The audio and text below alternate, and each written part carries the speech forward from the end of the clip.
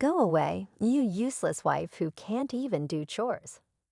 I sat on the floor, feeling small and insulted while my mother-in-law stared at me angrily. We don't need you. You always look sad. You're just a burden, my sister-in-law, who never helps at home, said mean things. Wait a second, Morris, your mom and sister are being too mean. I tried to say, but before I could finish, even my husband, Mauricio, looked disappointed in me.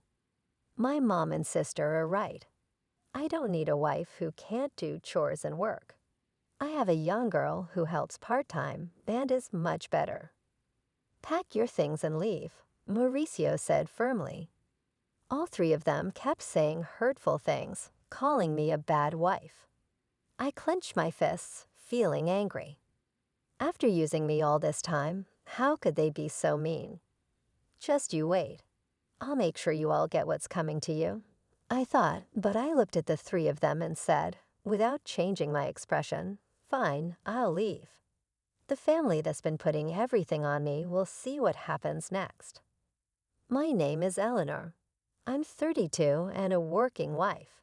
Nowadays, many women work after getting married, and I've kept working at the same company, Angie, after finishing college because I enjoy it.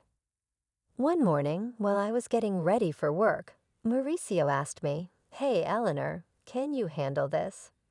Tax season is coming."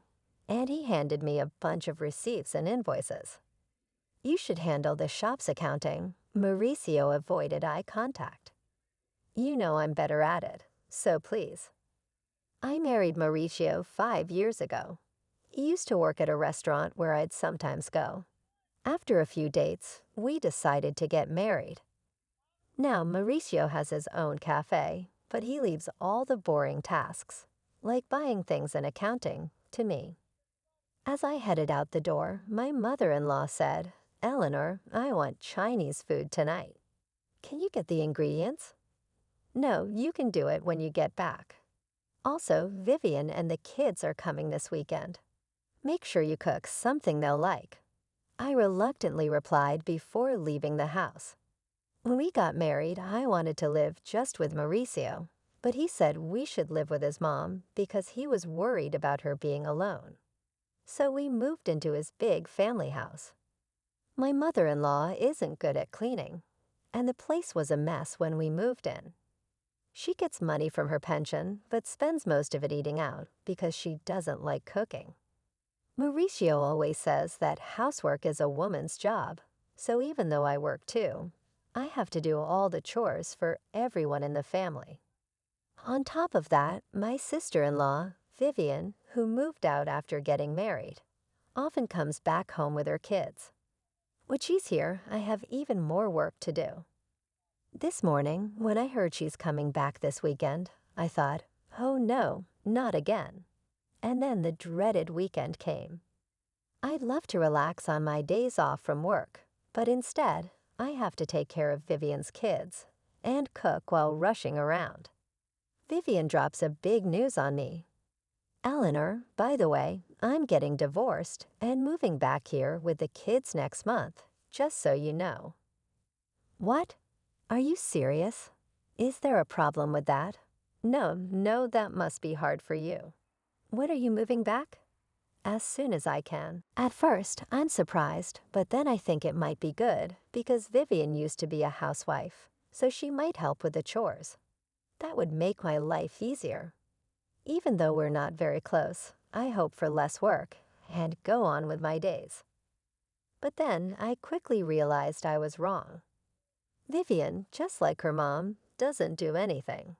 She spends all day watching TV and eating snacks.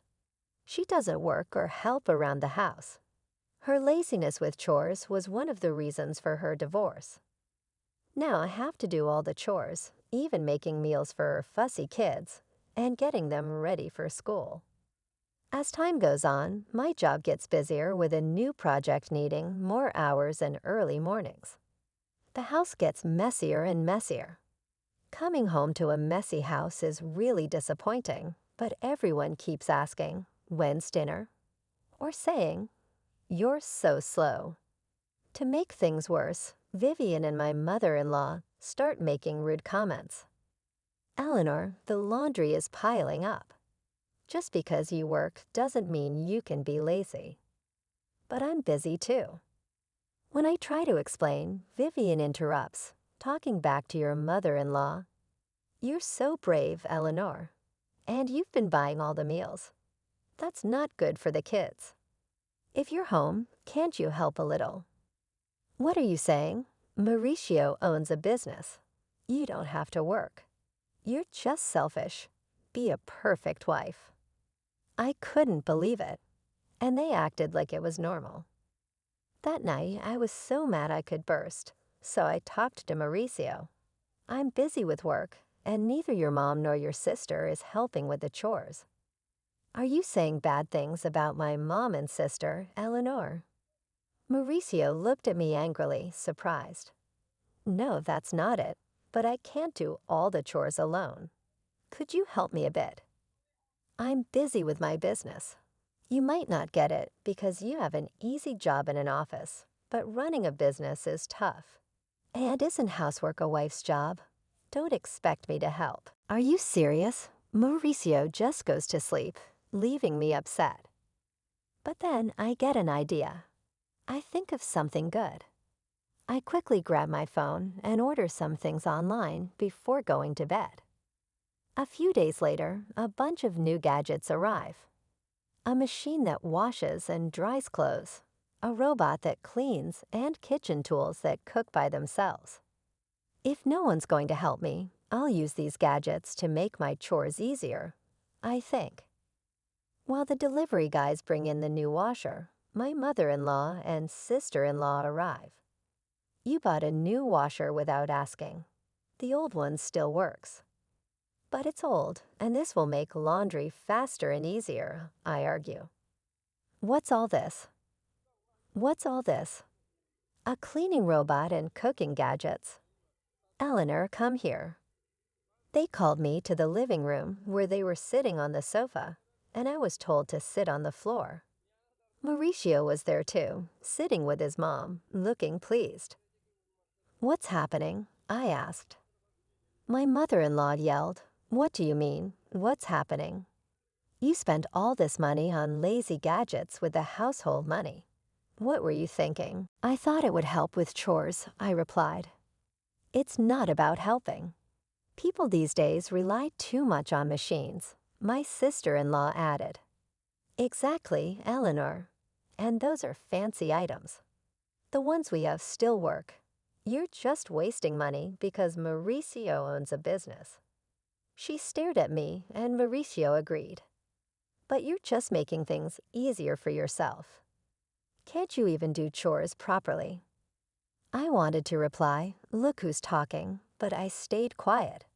Finally, my mother-in-law, tired of my silence, snapped. If you can't do chores properly, you should leave. I stared at her in surprise, and she stared back at me. We don't need you. Mauricio and I can manage without you. You always seem tired and unhappy. You're just a burden, my sister-in-law said, like she'd had enough. Hold on, Mauricio. Your mom and sister are being too mean.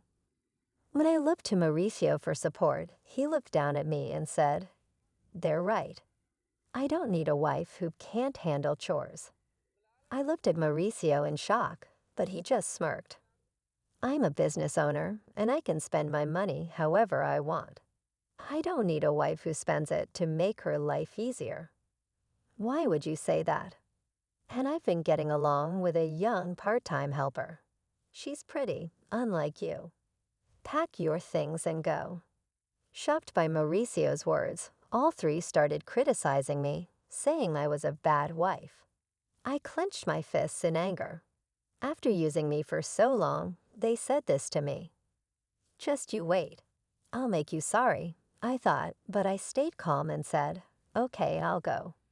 Good will be better without you. My mother-in-law said meanly, Good. Be better without you. I quietly stood up and put something on the table. Mauricio, let's get divorced. It was a form for divorce that I had prepared earlier. Okay, I'll sign it, but don't regret it later. Mauricio signed the papers, and I packed my bags and moved to a temporary apartment the same day. No one said goodbye to me. I handed in the divorce papers at City Hall and rented a new place at the same time. I accepted a promotion at work that I had been turning down because of housework. I became a department head.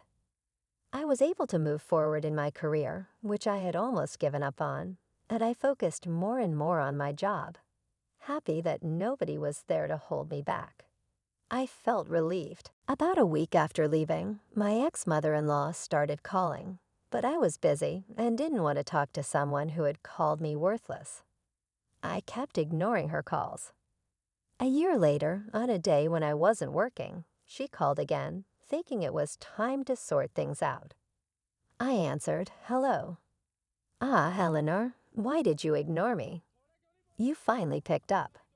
"Why did you ignore me for over a year?" "What do you want?" "Well, how are you? Are you okay?" I replied honestly, "I'm doing great, working hard in my own place. I got a better job and more money. I'm living well." "Really?" She sounded almost desperate.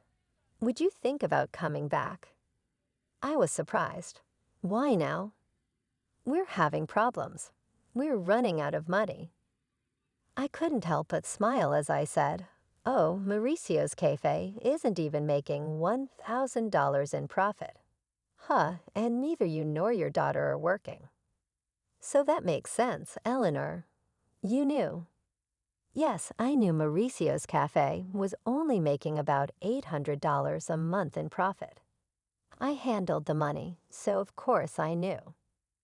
Mauricio acted like a big business owner, but didn't manage things properly or take care of customers, so he probably didn't know. Of course I knew. I was the one doing all the money stuff and keeping track of what we had. "Why didn't he tell us?" "I didn't know you were a big manager at a company and giving so much money for us to live," my ex-mother-in-law asked. I replied I was giving over $3,000 every month. That's how we all managed. I was adding my money to help because I knew Mauricio's shop wasn't making much. Maybe Mauricio realized he couldn't handle things without my money after I left. "Please, Eleanor, come back," she pleaded. Ignoring my ex-mother-in-law's request, I asked, "Is Mauricio's shop closing next month?" Even the part-time helper left him. It's not surprising with such bad management. He can't run a business, and he's too proud to do what he needs to do. No woman would want to be with a man like that. I laughed, and my ex-mother-in-law didn't know what to say. "Can we finish? I'm busy," I said. She quickly responded, "Also, the house has been a mess since you left." She complained the house was messy because no one was cleaning, no one was cooking, and they had to buy meals. They couldn't even buy a new washing machine. "It would have been nice if you left those machines," she said. I got a bit annoyed and replied, "What are you saying? Those lazy machines, why can't I take what I paid for?" I didn't mean to say it like that, but I never thought the house would get like this just because nobody was doing chores. Isn't it strange that 3 grown-ups can't handle chores? I asked, "What are your daughter and Mauricio doing?" She whispered, "Well, Mauricio is sitting at home all day doing nothing since he found out his shop isn't making money. He said he could spend his money however he wanted because he's a business owner. And Vivian won't work, no matter what I say. She doesn't do chores and even asks me for money for herself and her kids. My pension is running out." "Really? Your daughter told me she didn't need me because she had you," I said coldly. My ex-mother-in-law tried to be nice again. "Please, Eleanor, my pension isn't enough for us anymore. I don't want to go back to that house." "Your children are quite the freeloaders, aren't they?" I said. She didn't know what to say. As I was about to end the call, she kept talking. "Eleanor, please come back." Let's all be happy together again. Sure, be happy with a useless wife, I interrupted. She struggled with her words but kept begging. I'm sorry for what I said. We're family. Help us. We can't even pay the taxes for the house. We'll have to sell it. I don't have to help you, and I don't want to. Figure it out yourselves. Goodbye from your useless wife.